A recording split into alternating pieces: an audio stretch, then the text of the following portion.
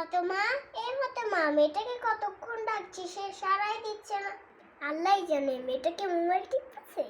এই তো দেখে আসে তো। কি মা, কি এত ডাকছো কেন?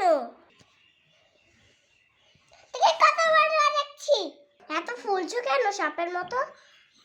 আমি তো বুঝতেই পারছি না আমরা কোথায় যাচ্ছি। হ্যাঁ কেন, আমরা তো মরাবাড়িতেই যাচ্ছি। মরাবাড়িতে কি এইভাবে যায়? তাহলে কিভাবে যায়? দাঁড়া দেখাচ্ছি মরাবাড়িতে কিভাবে যায়। এখন তুই দাঁড়া, আমি আসছি। এই চেয়ারে বস। বসলাম, তুমি চুপচাপ বসো, আমি তুমি সাজিয়ে দেব। ওকে মা।